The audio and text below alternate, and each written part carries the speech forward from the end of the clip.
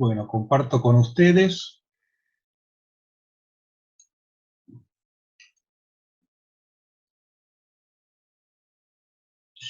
Ahí estamos.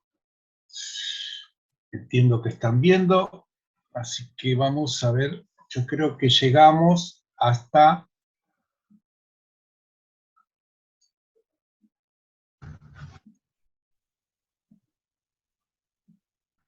Respóndanme ustedes si es verdad que llegamos hasta acá, hasta esta ley. Lo que no recuerdo es si esta diapositiva se las di o no se las di. Lo último fue la unidad de rendimientos decrecientes, lo último que llegó a ver en la otra clase. Claro, yo les di la ley de Metcalfe, que precisa... Hola. Sí, nos la dio, profe. Bueno, exactamente. Ahí está un poco la respuesta a tu pregunta, Nicolás. Es decir, cuando la sociedad, obvio, estos son opiniones de algunos que opinamos así, no es que sea un saber absolutamente científico, sino que, digamos, muchos pensamos que este largo periodo de incubamiento y ese despegar de la sociedad y convertirse en esta sociedad del conocimiento que tenemos hoy, responde precisamente al mundo, básicamente al inicio de la escritura. Básicamente al inicio de la escritura. Si vos buscás, los primeros escritos que se encuentran son aproximadamente de 5.000, 6.000 años atrás, ¿no? Creo que la primera escritura, no sé si fue en la famosa piedra, que yo la vi en un museo, déjenme recordar, la piedra Rosetta. Piedra Rosetta, Wikipedia. Yo esta la vi en el Museo Británico, creo. Con un decreto... El decreto aparece en 3 escrituras distintas.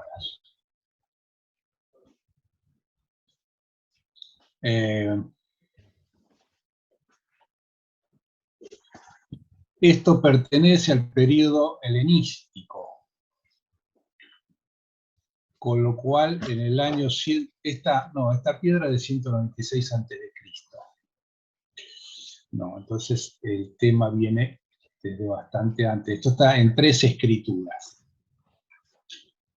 Más o menos las primeras escrituras encontradas creo que dependen de hace 5.000 años antes de Cristo. Creo que usted dice la de Cataluyuk. Ah, puede ser esa, sí. Es la primera que encontraron. ¿Y ese de qué año es? Creo que del 6.000 antes de Cristo. Ahí está, sí. Bien, gracias por la ayuda. No, de nada. Entonces, si vos ves que a partir de eso, bueno, obviamente a partir de eso tenemos registro. Sí, es buena, Estoy pensando en las hamburguesas. Es buena está con la carne, compro cheddar, lechuga, tomate, compro aderezo. Nicolás. ¿Quién es el Nicolás que quiere hacer las hamburguesas? Un tal Nicolás Creuse.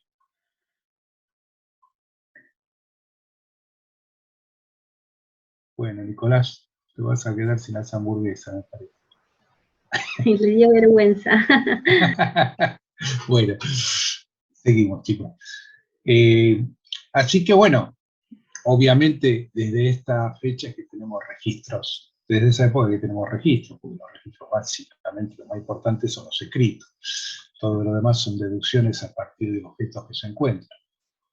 Pero bueno, a partir de ahí es indudable que comenzó este proceso asintótico. Y fíjate que este proceso estás hablando de 7.000 años.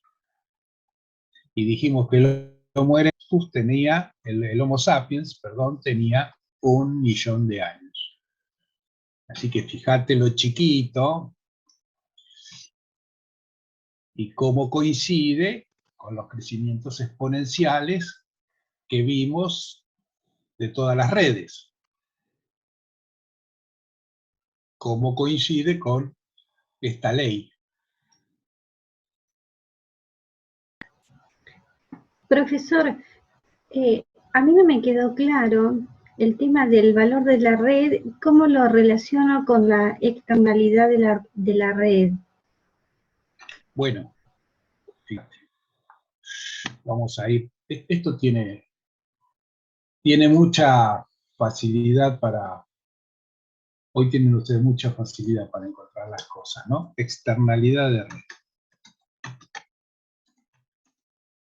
Fíjate lo que dice. Externalidad de red es una situación donde la utilidad percibida por el consumidor de un bien depende del número de usuarios que hayan adquirido ese producto o servicio. Esto es lo que en realidad yo se lo comenté, y en general se encuentra como también valor de red. El término economía, el término efecto de red o externalidad de red o valor de red también van a encontrar por ahí. Es que el valor que tiene para un usuario depende de cuántos más usuarios utilizan esa red. ¿Está bien?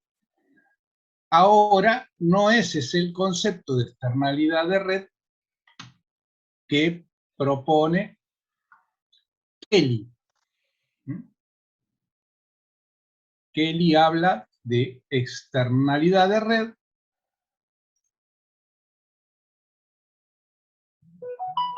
como qué, como todo lo que agrega valor al usuario, a la empresa, pero que no forma parte de su patrimonio.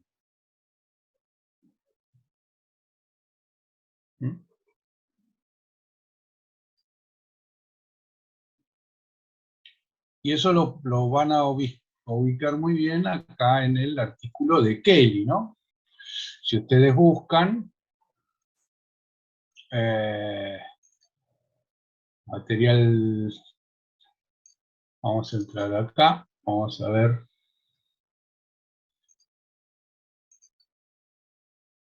Unidad 1, acá van a tener lo de Kelly. Y vamos a buscarlo, externalidades.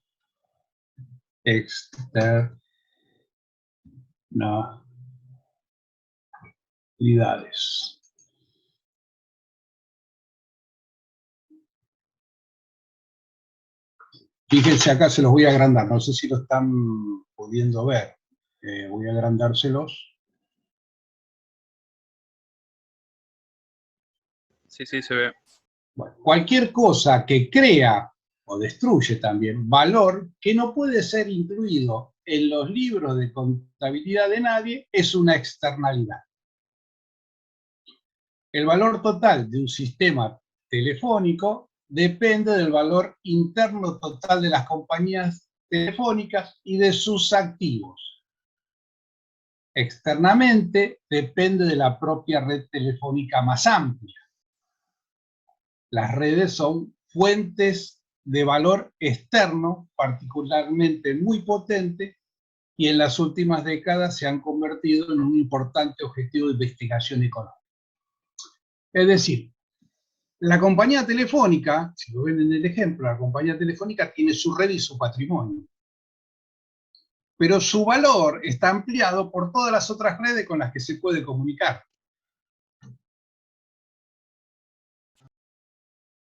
Y que no son parte Claro, de su patrimonio. Es el ejemplo que usted dio con el fax. Exactamente, es el ejemplo del fax. Sí, mi patrimonio es, por ejemplo, Telefónica tiene su patrimonio, pero indudablemente su valor depende también de que muchas otras se pueden comunicar con él.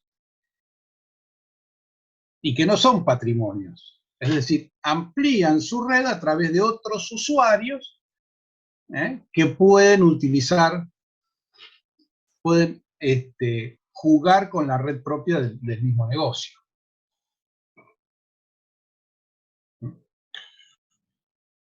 Y eso es, de alguna manera, lo que genera que dice rendimientos crecientes.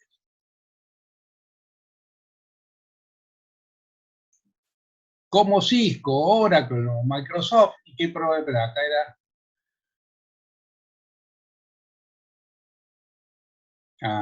bueno, no, acá ya empieza con lo del monopolio. Bueno, hay que verlo más en detalle y van a poder encontrar muchos más ejemplos. Yo les di los ejemplos de las tarjetas de crédito, ¿se acuerdan?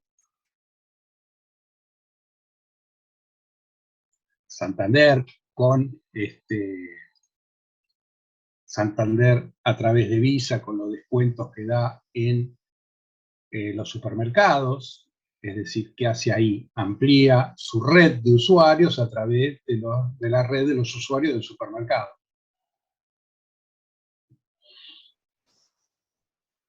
¿Se entiende? Es sustancialmente un poco distinto que el valor propio de red, ¿no?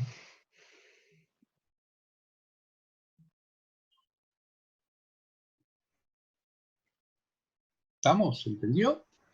Sí, gracias.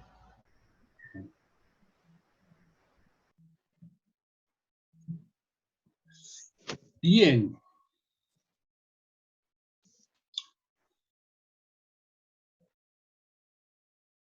Hablamos de, ¿esto llegamos a hablar del monopolio?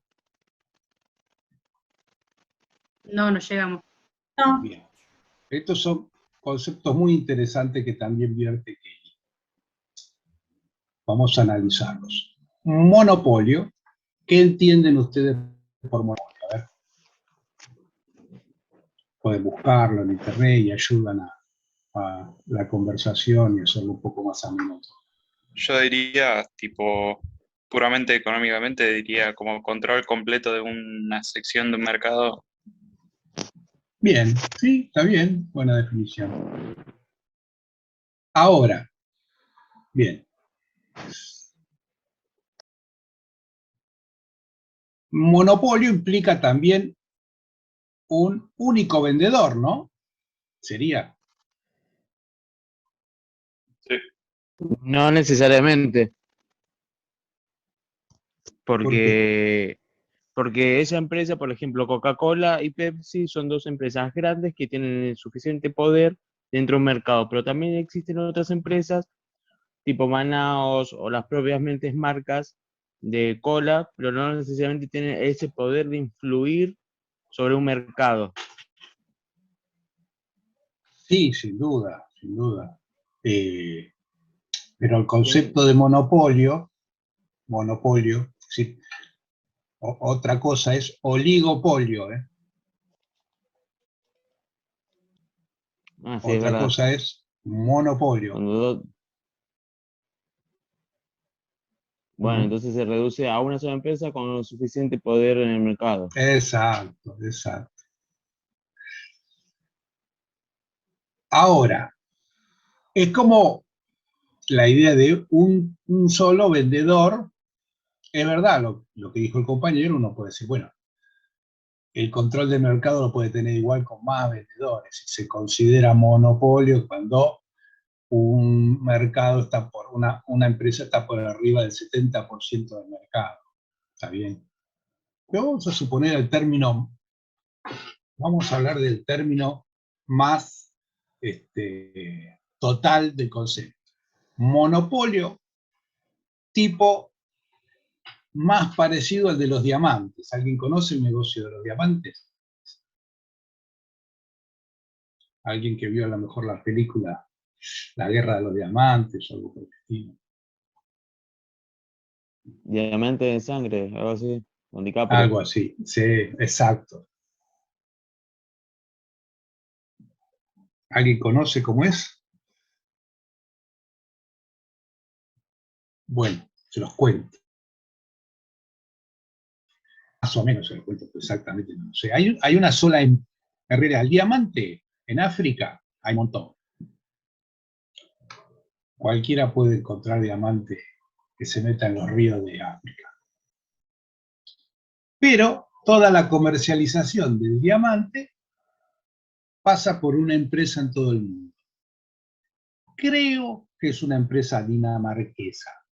Si alguien me puede ayudar mientras yo hago esto, puede ir buscando cuál es esa empresa. Con lo cual, digamos, el diamante tiene un valor en función de lo que esa empresa extrae de África y vende al mercado. De hecho, se venden con una especie de certificado. Los diamantes, para saber que son de origen legal y evitar esas guerras que hubo en África por los diamantes que se compran en el mercado, en las joyas, vienen con un certificado de garantía. Y esa empresa es un monopolio mundial y es el único, y el precio del diamante lo pone tal precio. Un monopolio hasta difícil de creer, ¿no? ¿Alguien lo pudo chequear? ¿Qué dice? De Bear, ¿no? Sí. ¿Y dónde está? En Dinamarca, ¿no?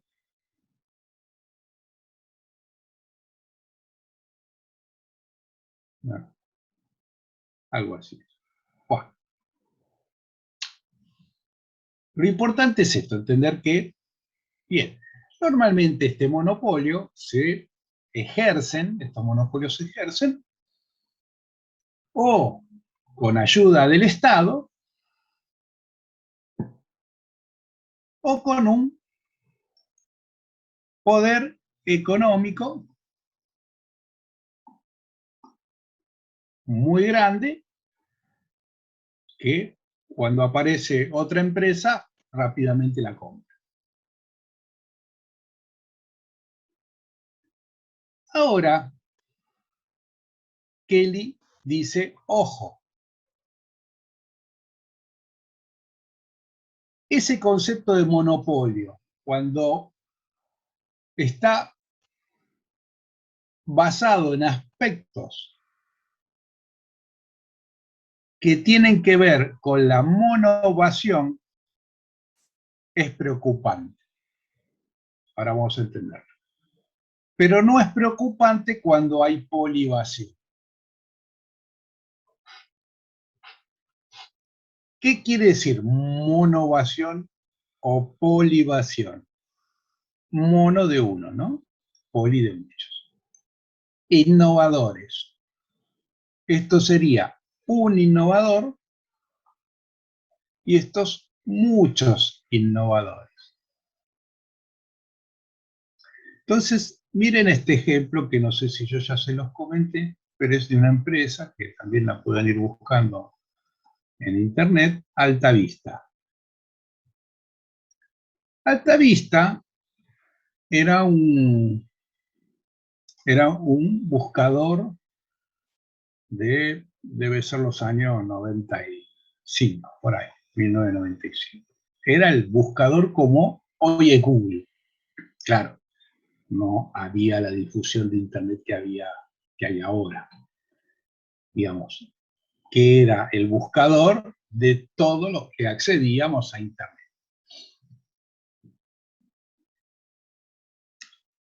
Que era un sistema que implicaba hacer primero una búsqueda, normalmente lo que hacía era una búsqueda que le daba un conjunto A. Y después uno refinaba la búsqueda y obtenía un conjunto más chiquitito, B. Y uno podía seguir refinando las búsquedas hasta dar con las páginas web buscadas. yo me acuerdo que yo tenía a cargo en ese momento un departamento, no sé, debían ser más o menos 20 analistas programadores, ¿no? Y yo recuerdo una vez que entré a la oficina de los programadores y veo que muchos tenían algo que decía Google. Y me llamó la atención, y esto fue ahí, más o menos, por el 95, por ahí. Me llamó la atención sobre todo por el logo llamativo que tenía. Pregunté, me dijeron, bueno, es un buscador. Bueno, yo seguí con mi Altavista. Entonces, a la semana volví a salir a la oficina y veo que todo lo que tenían de ahí el buscador de Google a mano. Pero en una semana, ¿eh? Voy a mi oficina, pongo Google, y era una maravilla. Lo que el otro tenía que hacer en un montón de búsquedas, en Google ponía las palabras, 3 palabritas, y te traía todo, parecía de maravilla. Entonces este Altavista desapareció. En un mes ya no accedía a nadie. Con la velocidad que perdió el mercado, una empresa que tenía, en su momento, debía tener el 100% del mercado. Más o menos como lo que hoy es Google. Ahora, si de repente aparece una innovación, alguien que innova, como desapareció Altavista, también puede desaparecer Google. Un buen producto de búsqueda, un algoritmo muy pensado, y hace desaparecer y aparecer otro. Como pasó con Blockbuster. Con un montón de desarrollos que mejorados. WhatsApp, por ejemplo. WhatsApp, uno usaba Messenger. Apareció WhatsApp, chao, murió todo lo demás. Hasta el mail, WhatsApp. En muchos casos, ¿no? Y bueno, así fue, digamos, ¿qué es lo que dice Kelly? Y muchos sostenemos lo mismo, es, miren, lo preocupante sería que no hubiesen posibilidad de innovadores en el mercado. Mientras que haya muchos innovadores, no me preocupa, dice Kelly, que haya un solo vendedor. Sí me preocupa porque en realidad el monopolista impide la acción de los innovadores y busca una monovación. Por ejemplo, AA. ¿Qué es esto? AA. En Argentina. Caso típico. ¿Aerolíneas argentinas? Exacto. Fíjense que por todos los medios, a través de influencias del Estado, evita la existencia de innovadores. Y eso sí considera Kelly como un problema, porque eso es monopolio. Ahora, mientras haya posibilidad de innovadores que compitan, bueno, estoy en la situación de un fabuloso monovendedor, como Google. Pero eso no impide, Google no impide, que cualquiera que en la red haga algo mejor, le saque el mercado. ¿Se entendió? Sí. Clarísimo. Bien. Bueno. Por eso es que, digamos, cuando vean el artículo de Friedman, van a ver que dice que sí, hay muchos miedos a veces se crean, ¿no? Hay muchos miedos que uno le genera Y bueno, la aparición de Facebook, de lugares como Spotify, de Google, bueno, estos grandes pulpos mundiales de la red en función de como que manejasen un gran poder y un poco asusta.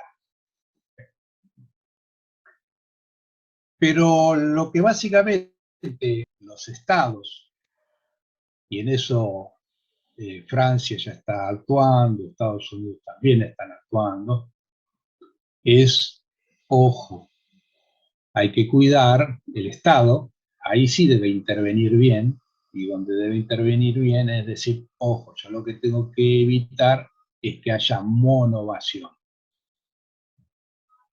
Mientras que haya monovación, estamos bien. Mientras que haya polivación, no me preocupa. Si hay monovación, sí es preocupante porque va a este concepto de monopolista. Y esto es malo ¿para quién? Para el consumidor. ¿No? Digamos que mientras que perdure la monovación, puede tender al monopolio, digamos. Claro, ahí es el concepto, entra dentro del concepto de monopolio. Sí, ok. Ahí sí entendí, gracias. Bien. ¿Más dudas, preguntas? Indaguen, porque si no lo entienden, indaguen para entender.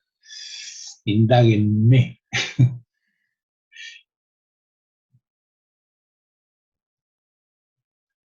¿Avanzo? Sí.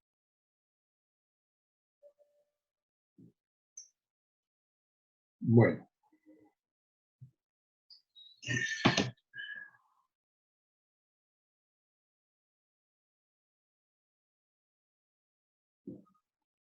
Estos rendimientos crecientes, que les conté, tienen un aspecto que quiero que sepan para que estén avisados por si en alguna empresa importante llegan a estar, o en alguna, o al revés, también una empresa chica que está creciendo con rendimientos crecientes. ¿Qué ocurre en los rendimientos crecientes? Hay un punto donde se inicia este crecimiento desbocado que hace muy difícil, digamos, la gestión empresarial. Y puede ser que la haga tan difícil que lleve a la empresa, en lugar de este gran crecimiento, a una gran debacle. Yo recuerdo que cuando hice una charla en Movicom, que era la empresa, la primera empresa en Argentina que vendía celulares, hubo un momento que tomaba 40 personas por semana. Imaginen el volumen de gente que se estaba tomando a la empresa, cómo logra hacer una organización que 40 personas adquieran la cultura de la organización, cómo hacen para que aprendan los procedimientos, cómo hacen para que aprendan las tareas. Es un crecimiento muy difícil y acá implica a lo mejor una posible mala atención al cliente. Si esto ocurre, el desprestigio puede ser tan grande que esta oportunidad de negocio la termine aprovechando otra empresa. O la termina comprando porque ve que no la puede manejar, entonces, como ven que no la pueden manejar, se la sacan barata. ¿Eh? O directamente quiebran y otro que paralelamente viene un poco más atrás, lo hace lo termina haciendo mejor. Es decir, siempre el innovador tiene la suerte de que está un paso adelante.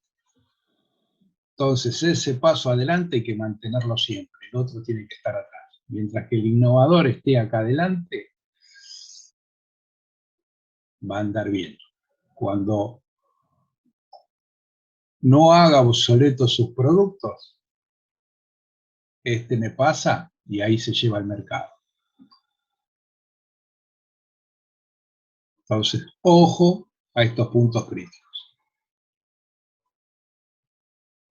Bueno, la ley de Moore creo que se las conté un poco. Si no se las conté, esto es un poco también lo que explica los rendimientos crecientes, ¿no?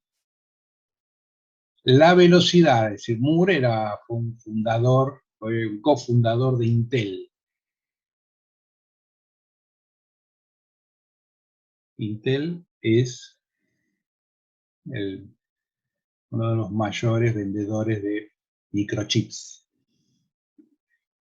de computadoras.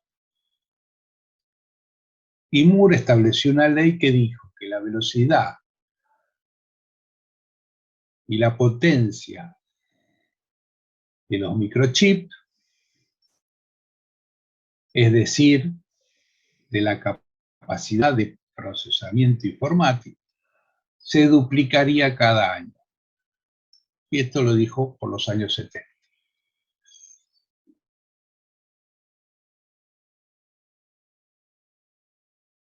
Y realmente se dio así. Desde el 2010 en adelante se ha llevado este número a duplicar cada 2 años.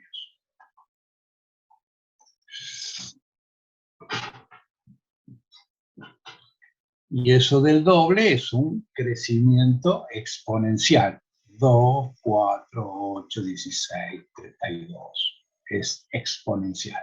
Esos son rendimientos crecientes. Profe, le hago una consulta. Me Sí, quedé, señor. me quedé en la diapositiva anterior. No me quedó claro cuando habló de los innovadores, que decía que siempre estaban un paso adelante o deberían estar un paso adelante. Sí. No me quedó claro eso. Claro, el innovador es el que va a llevar la delantera, el que innova un producto. El que innova un producto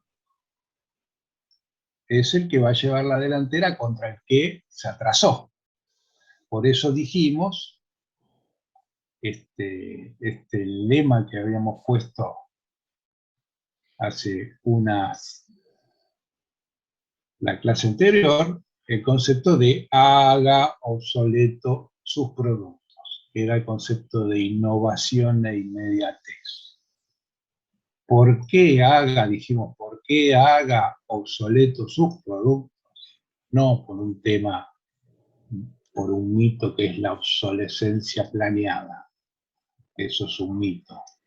La realidad es que uno tiene que hacer obsoletos sus productos porque si no me los va a hacer obsoleto la competencia. Y si me los hace obsoleto la competencia, va a tener todas las posibilidades de ganar el mercado.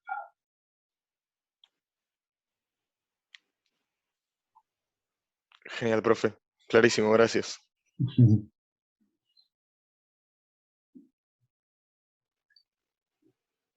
Bien.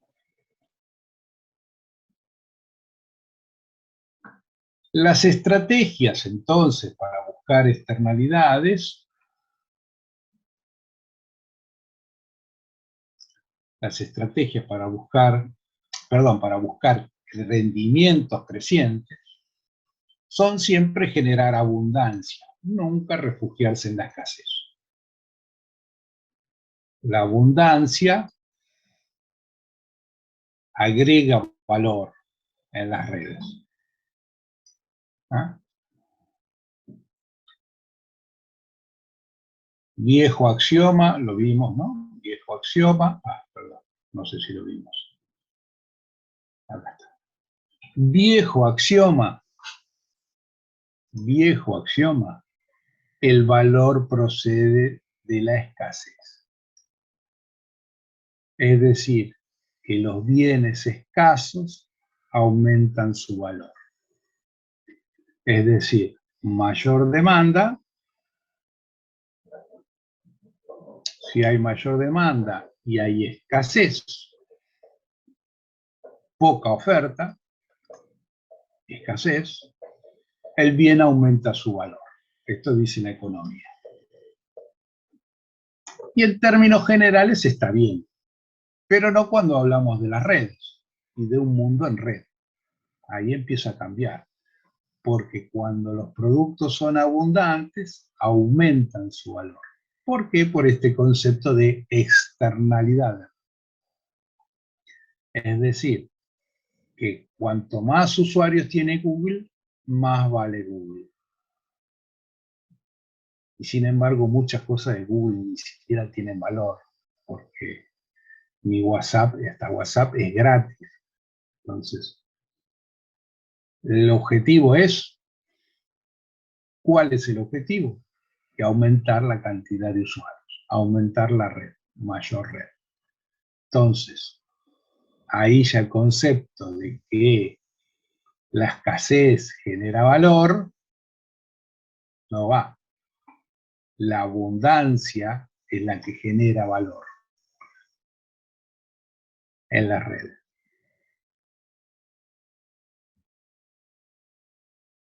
Cambia todo, ¿no?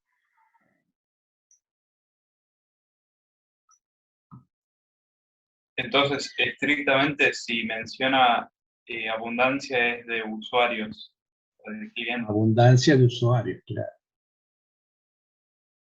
Sí, básicamente eso. Perdone, pero el segundo axioma, Como Amazon. Segundo viejo axioma- axioma, cuando las cosas son abundantes, pierden valor, que es, digamos, el contrario de este axioma.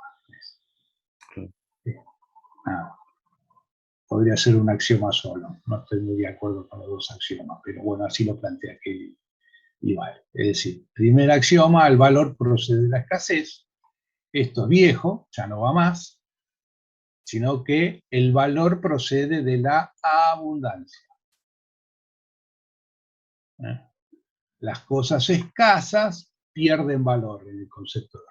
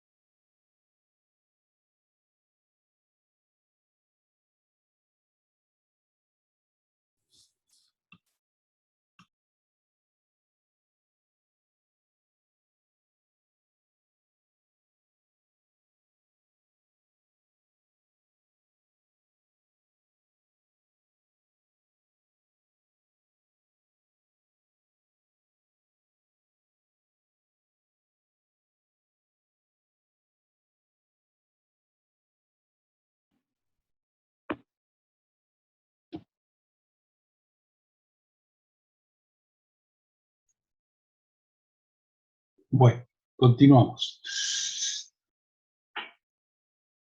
Sí, sí. Dale, Rosana.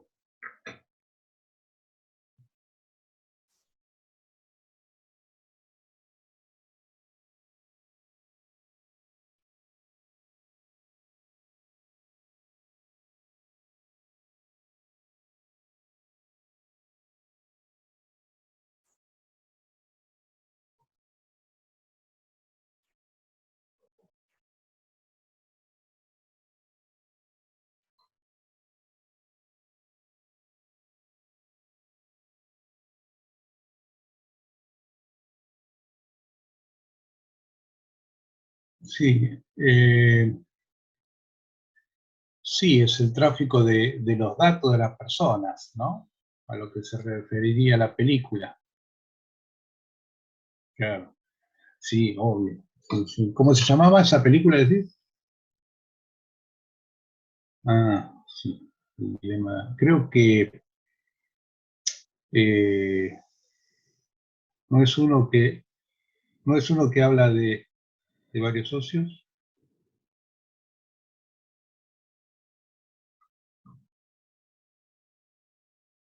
¿Qué es el documental de Netflix? Me parece que es la que habla del caso. ¿No es el caso de Facebook? Que habla de los dueños del dueño de Facebook, del crecimiento, que da toda la historia de cuando inician en la universidad. No, eso se llama redes sociales. Ah, eso se llama redes sociales. Ah, Sí.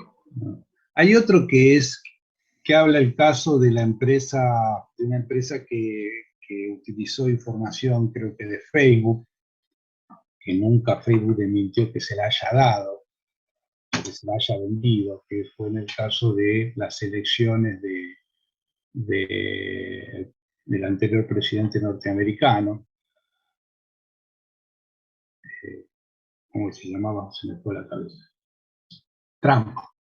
Cuando fueron las elecciones de Trump, se comenta, es decir, que una empresa inglesa que también trabajó para los que lograron que se apruebe en la elección el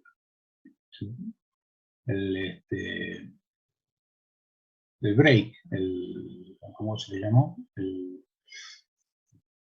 La salida de Inglaterra de la Comunidad Económica Europea. El Brexit. El Brexit, claro, cuando se hizo el Brexit, la votación del Brexit, aparentemente esta empresa, creo que se llamaba Cambridge Analytica. Aparentemente es una empresa, es esa empresa, ¿no? Que utilizó información que le brindó Facebook. Facebook nunca llegó a desmentirlo. Con lo cual,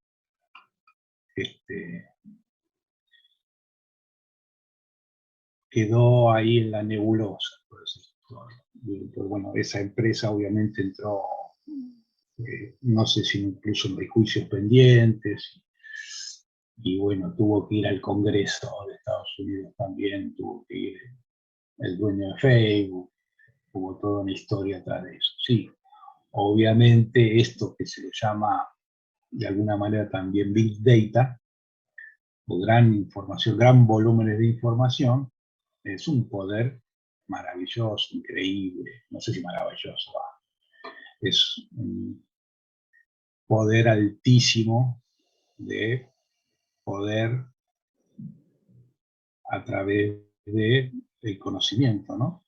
De los potenciales votantes, potenciales clientes, e incluso la influencia política, ¿no? Que tienen todas estas redes.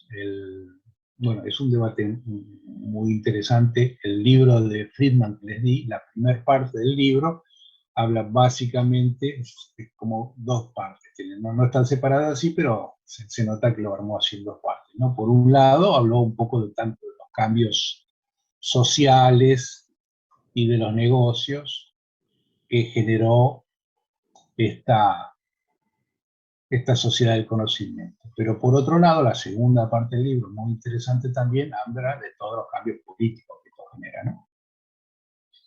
Así que, digamos, es un tema muy, muy interesante para debatir y entenderlo, ¿no? Bien, pero nosotros estamos fundamentalmente mirando el tema de los negocios. Así que avancemos. Bien. Entonces, Kelly dice, señores, traten de lograr abundancia, nunca refugiarse en las casas. Yo le doy un ejemplo. Por ejemplo, a mí, yo tengo unos libros que los tengo, hay un grupo de libros que los tengo en un sitio de internet, que ustedes lo bajan de ahí. no se dan cuenta, pero me dan algunos pesitos muy chiquititos. Cada vez que hacen una bajada, me dan unos pesitos muy chiquititos, que en todas las bajadas que tengo de todos los que acceden del mundo, me suma algo. Ahora, tengo otros libros, por ejemplo, el libro de Sistemas ERP, que los derechos son del Consejo Profesional de Ciencias Económicas, de la Capital Federal. Bueno, ¿por qué se lo di? Bueno, porque ellos querían publicar algo que tenga que ver con la tecnología de información, y no tenían nada, entonces me pidieron a ver si podían comercializar mi libro. Y bueno, como las redes me convienen también con las relaciones, se los di. Pero de acá no sale un peso. ¿Por qué? Porque hoy la gente no va al libro, menos a un libro técnico.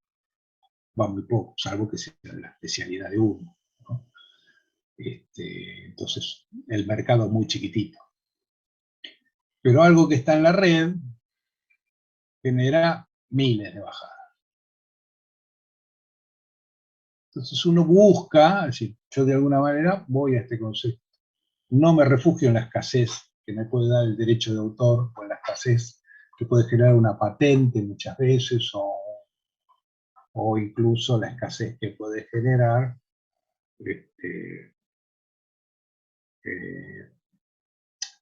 ¿cómo se llama? Sí, bueno, patentes y derecho de autor, básicamente. Así que uno, digamos, la manera más que las redes hoy se manejan y los negocios se manejan es tratar de buscar siempre la abundancia, nunca la escasez. Buscar externalidades para generar abundancia, coordinar web, aunque sean más pequeñas que yo, no importa, se suman, y lograr circuitos de feedback. Es decir, eso se lo llama como ganar-ganar, muchas veces se lo dice, ¿no? Genero negocio para acá y él me genera negocio, ¿sí? Y esto lo asistimos, vemos que las empresas en algunas cosas compiten y sin embargo en otras se asocian. Ustedes pueden ver que el iPhone que tiene la pantalla del iPhone, el módulo de pantalla del iPhone es de Samsung. Y sin embargo, iPhone y Samsung compiten. Y después hacen negocio, bueno, te doy lo que tiene que ver con las pantallas y posiblemente hay de otras cosas, mayormente. Así que siempre es en esta sociedad del conocimiento y de las redes la abundancia, nunca la escasez.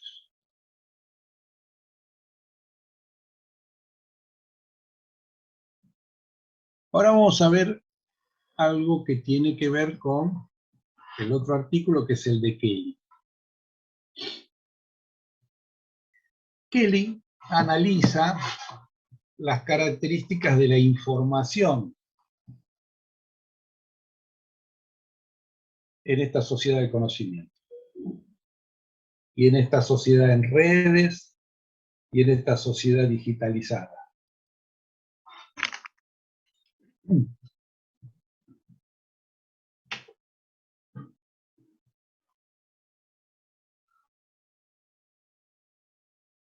Y hay 4 conceptos que nos dice Shapiro, el artículo de Shapiro.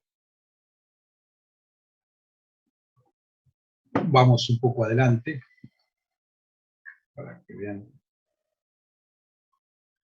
Acá está. Se llama el artículo El dominio de la información, de Varian y Shapiro, y que analiza la información, la característica de la información en las redes de hoy. Dice, miren, la información hoy digitalizada, tengan en cuenta lo siguiente. Antes la información, al no estar digitalizada, y no existir las redes, tenía determinados modelos de negocio.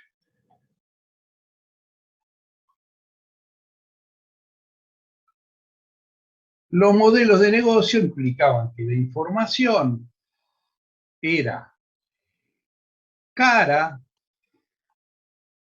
de producir y cara de reproducir.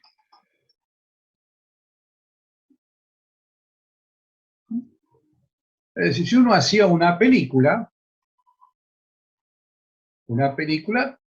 tiene que ser una película de Hollywood, imaginemos, ¿no? Una película de Hollywood tiene, no sé, $2 millones de producción. Producir información muy cara. Y la distribución era un negocio también importantemente caro, cualquiera podía hacer eso. Es decir, había que tener una red de distribuidores, que las distribuidores también manejaban en cierta manera a los cines. Es decir, ellos ponían las copias que tenían, la cantidad de copias que tenían, entonces las distribuidoras eran pocas y manejaban, al ser pocas las distribuidoras, manejaban qué películas mandaban a los cines y qué películas no mandaban, con lo cual había un manejo muy discrecional de las distribuidoras de cine. Bueno, a partir de Netflix,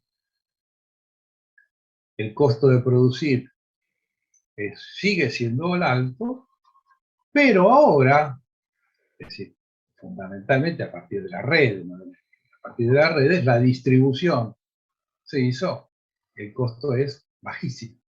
Acá tenía el CD, pero ahora imaginemos la red, no la nube, ¿no? Con la red. Hacer una producción, un libro, hacer una película, un costo muy alto, ¿y cuánto tiempo se cobra? Segundos. El costo de distribuir son segundos, ninguno. Nada, yo puedo estar un año escribiendo, lo subo a la red, sale $2 subirlo a la red y nada, más gratis. Lo pongo en Google Drive y todo el mundo lo baja en Google Drive, lo distribuyo por cero, el costo de distribución es cero. Entonces eso evidentemente creó un negocio distinto, donde hay un gran distribuidor, como por ejemplo Netflix, o como por ejemplo Spotify, o como los grandes Facebook, las grandes redes sociales. ¿Por qué? Porque generar información el costo es alto, pero su distribución es baja. Entonces, También tenés dicen que que tener Amazon, alguien con mucho poder económico, cierro esto, alguien con mucho poder económico que absorba ese gran costo de producción con pesitos de millones de usuarios. Ahí está. Sí, dale, preguntaba. dicen que ahora Amazon, vos podés vender tus libros como usted hace. Vos los subís a Amazon para vender y ellos te ofrecen como el servicio de poderlo patentar para que vos tengas tus regalías. Ellos pagan en Estados Unidos los costos de impuestos y a veces le dan al cliente la opción de si lo quiere impreso o lo quiere de manera online el libro. Ahí también te es el servicio ya implementado dentro de una plataforma online, el servicio de poderlo registrar al libro y imprimir lo que ya van comprando las pequeñas industrias para tenerlo todo en una misma gama. Sí, pero basta con que uno lo escanee y lo suba a la red y se acabó. No te lo compra nadie. ¿Entendés? Sí, sí, entiendo. Entonces vos tenés que hacer un costo tan bajo que a nadie le convenga bajárselo ilegal. Eso va a costar un montón. Pero ¿por qué Y que, no ocurre eso? Digamos, ¿por qué no hay, por ejemplo, un Netflix de libros en el que, por ejemplo, cobren o un mínimo monto por descargas de libro? Porque serviría, es decir, como usted dijo, uno a veces se lee un libro escaneado, mal escaneado, y por unos pocos pesos, quizás lo podría conseguir digitalizado y sería un negocio, qué sé bueno, es yo. lo que creo que intenta Amazon. Ese modelo de negocio intenta Amazon. Trata de por muy poco, pero tenés que tener muchas bajadas para generar dinero. Lo que pasa es que hay Ah, mucha más gente, es más masivo el entretenimiento del otro tipo que de los libros, sería mucho menor exacto, el mercado. claro.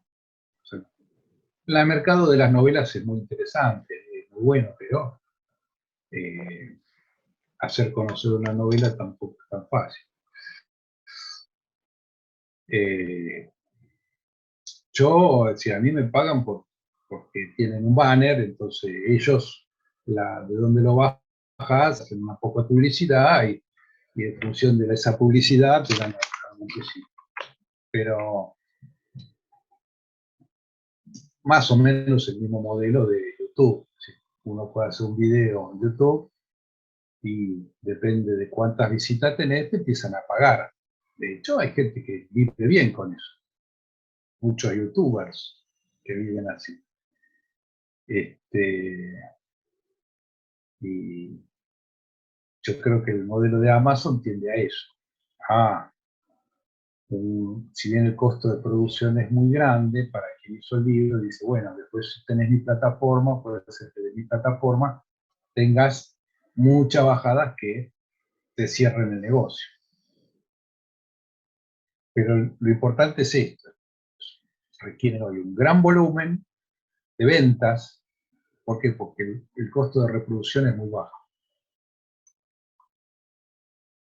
Entonces, para amortizar grandes costos de producción, para lograr amortizar estos grandes y obtener ganancias, requiere de muchas reproducciones.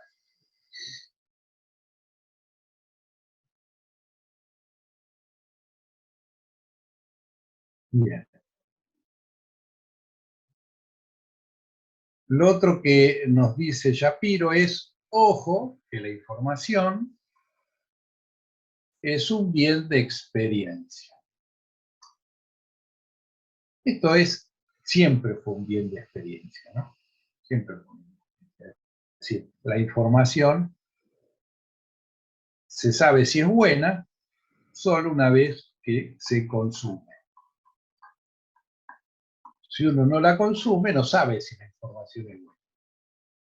Uno puede probar una mesa, puede probar una bicicleta, puede probar un auto, pero la información no la puede probar, la tiene que consumir. Entonces, eso hace que en las redes uno pueda tener abundante información. Pero como es un bien de experiencia, nadie quiere dar toda esa información y experimentar. Entonces ocurre lo que dice acá también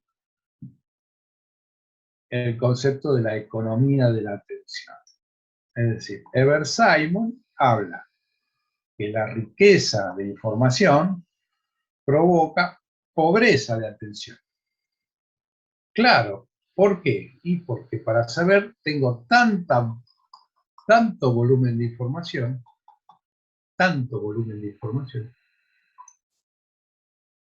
que por más que uno pueda publicar en todo el mundo muy rápidamente, uno es un gran desconocido. ¿Es fácil publicar algo en la red? Sí, fácil. ¿Está a disposición de todo el mundo? Sí, uno lo puede escribir en todos los idiomas. ¿Cuánto lo van a leer?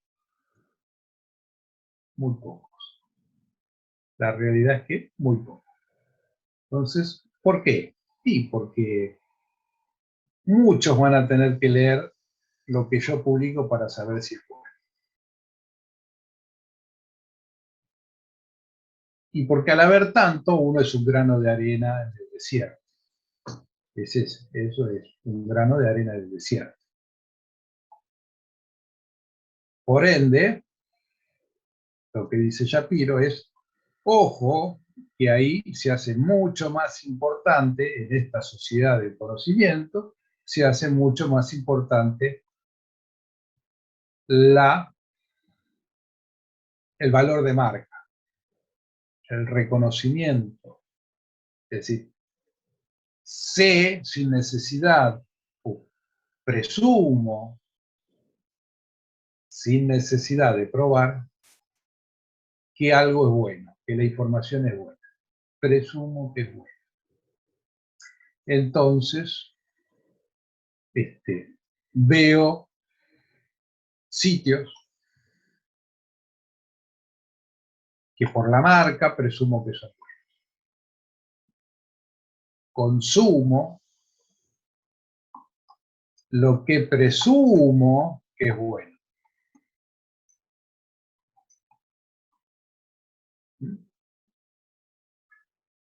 Solo consumo la información por la presunción de la calidad de la información.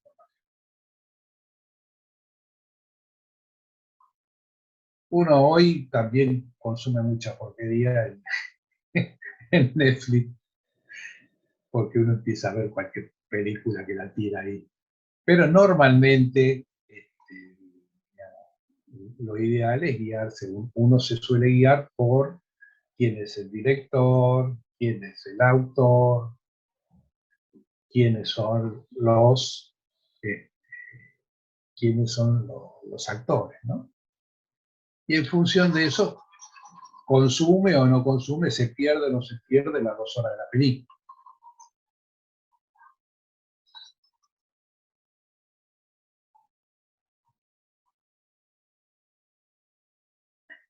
Bien, y por último, vamos a ver este concepto y cerramos con esto, que es el locking. Y esto es muy importante, es el lock es cerrado, ¿no? Las dificultades de entrar a nuevas tecnologías. Ojo que en el traspaso de información a nuevas tecnologías hay pérdida.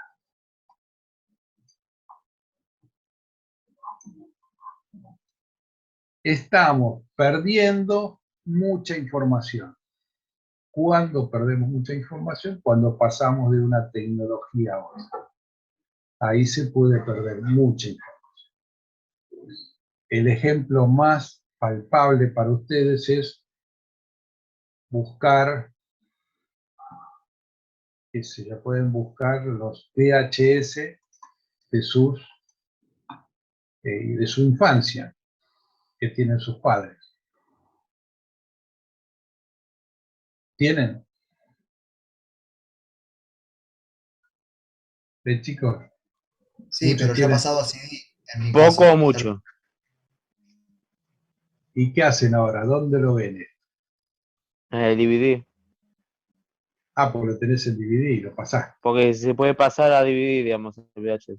Ah, sí, si lo pasaste, sí. Sí, pero el VHS no lo ve nadie porque nadie más tiene el equipo para verlo. Muy poca Nadie gente. más tiene. Nadie.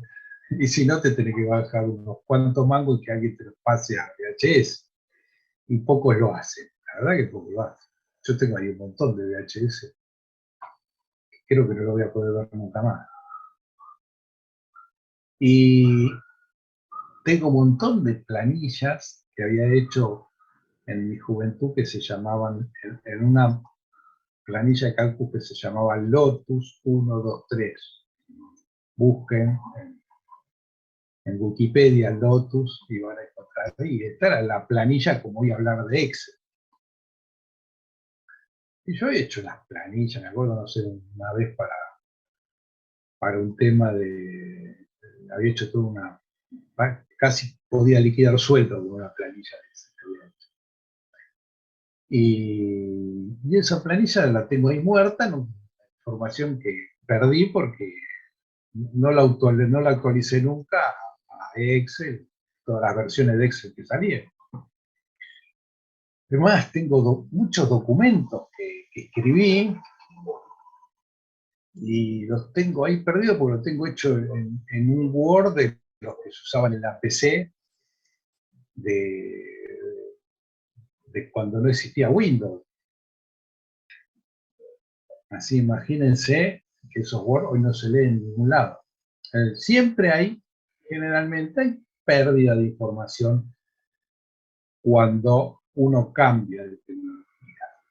Y no solo eso, sino que muchas veces hay costos elevados de cambiar la tecnología. Costos elevados de cambiar la tecnología. Y eso es pasar la información. Muchas veces, ¿cuántas veces le pasa de tener que pasar de un celular a otro celular? Obvio, muchas veces hoy se les hace más fácil por Google, que nos facilita mucho la vida, pero a pesar de eso, muchas veces igual perdemos información. Entonces, acá esto les va a hacer comprender las dificultades de pasar de un sistema de gestión de una empresa a otro nuevo. Es decir, yo quiero pasar de Tango a SAP. O a Calypso.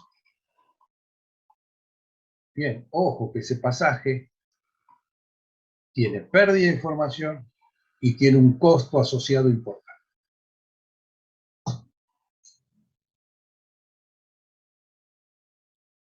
Bien. Y con esto damos por finalizado la unidad esta de sociedad del conocimiento,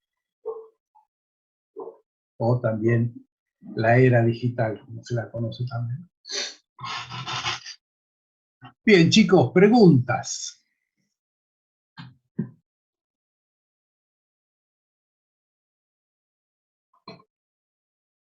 Recuerden que todo esto está en el resumen que tienen en el portal. El resumen de la materia, ahí está todo esto, además de tener los artículos que les fui mostrando. Y los PowerPoint. Así que tienen para leer, es interesante, van a ampliar mucho sus vocabularios, van a ampliar mucho su visión del mundo. Así que les pido que vayan leyendo y estudiando, ¿no? Y debatiéndolo ustedes mismos. Los libros, yo lo que tenía eran los libros todos escritos, porque tenía el atrevimiento de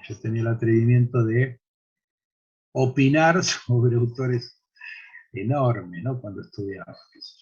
Leía a Simon y lo criticaba, agarraba en la misma hoja y al costado de la hoja escribía mi opinión,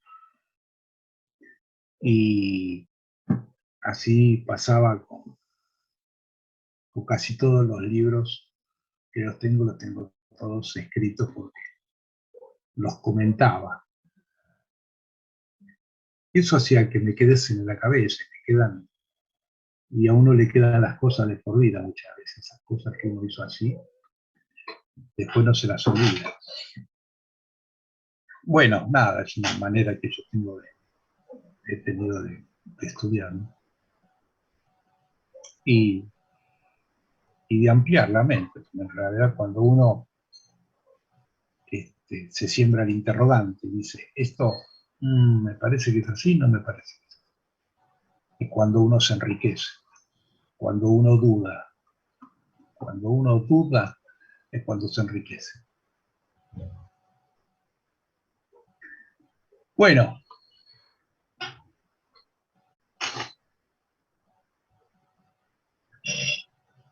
Muchos dicen, hay unos que dicen que la duda es la jactancia de los intelectuales, ¿no? Eso lo dicen los que son muy ejecutivos. Dice que un ejecutivo no puede dudar. Un militar en acción no puede dudar. Sí, está bien, es el extremo, estoy de acuerdo. Pero generalmente no pasa por los extremos. Bueno, chicos, los dejo descansar. Bueno, gracias por el consejo. Buenas noches. Bueno, profe, gracias. Chao, chao. Profe, nos vemos. Nos vemos. Profe, Chao, chao. Chao, chao. Profe, Sí, contame. sí, tenía una consulta, Sí, pero es más que nada del sitio a donde nos teníamos que unir, Itúa, sí. porque yo soy impar, o sea, tendría que entrar al grupo que es impar, pero no puedo entrar. ¿Se No sé acabaron por se acabaron los espacios? no sé, y entré, o sea, una compañera mandó un link, un código QR y entré a ese, pero entré al de el otro, o sea, los que son pares, que serían los del el número de registro anterior al que usted había puesto como límite. ¿No hay Sí. ¿Y pudiste? problema? ¿Ahí pudiste? Sí, sí, sí. Claro, lo que pasa es que déjamelo ver, porque, a ver, lo que pasa es que Igual ahora, tiene sí, hasta 50 usuarios cada uno, por eso tuve que hacer dos. Como es gratis, tuve que hacer dos claro, sí. por esta historia. Entonces puede ser que uno ya esté lleno. ¿Entendés? A ver, déjamelo ver. Ok. A ver, debe ser que uno estaba completo.